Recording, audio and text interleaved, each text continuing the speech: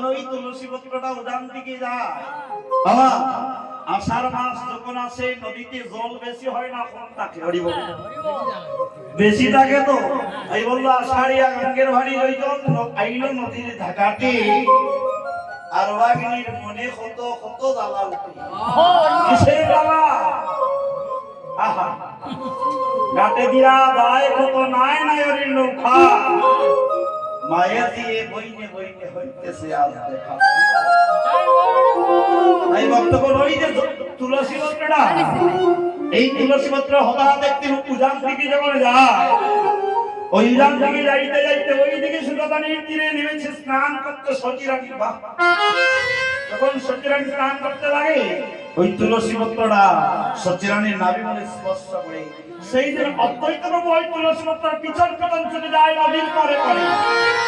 কোথায় গিয়ে তুলসী পত্র বিশ্রাম করে।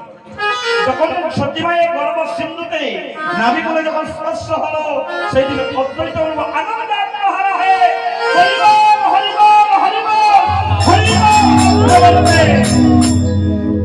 পাগলের মতো হয়ে গিয়েছে।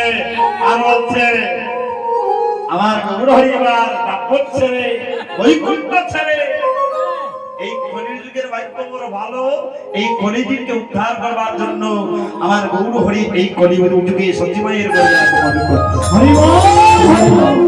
বর্তমান সামনে কিছুদিন পরে আসছে দোল পূর্ণিমা, গৌর পূর্ণিমা। আগামী ফাল্গুনী মাসের 29 তারিখে সেই পূর্ণিমা তিথি। যখন গৌর হরি জন্ম হয়েছিল সেই দিনটিও পূর্ণিমা, গৌর পূর্ণিমা। আমরা দোল পূর্ণিমা যাকে বলি, দোলের গান মাঝে মধ্যে গাইতো। ফাল্গুন পূর্ণিমা তিথি নক্ষত্র ফাল্গুনী, হেন কালে জন্ম নিলাম আমার গৌর পূর্ণিমা। আমার গৌর হরি কি করলেন? ওই সচিব মায়ের গর্ভ সিদ্ধ হইতে ভূমিষ্ঠিত যেদিন হয়েছিলেন, সেদিন নদিয়ায় একটা কলরব সৃষ্টি হয়েছিল। কিসের কলরব? কলরব অর্থাৎ কি গো? কলরব হচ্ছে হইচই চেঁচামেচি গন্ডগোল, তাকে বলে কলরব। কিসের কলরব? হরি নামের কলরব।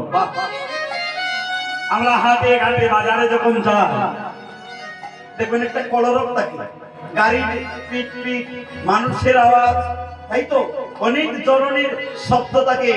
ওই সাউন্ডের দোকানে সাউন্ড বাজতেছে, ইলেকট্রিক দোকানে ফ্যান চলতেছে, নানান ধরনের শব্দটাকে বাজারে দেখবেন। এটা একটা কলরব।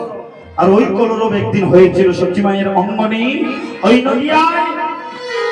কিসের কলরব? হরি নামের কলরব। আর সেই কলরব হয়েছিল বলে আজ সচিনন্দন গৌর হরি আনন্দে আত্মারা হরি সন্ধ্যার সময়ে সচিমায়ের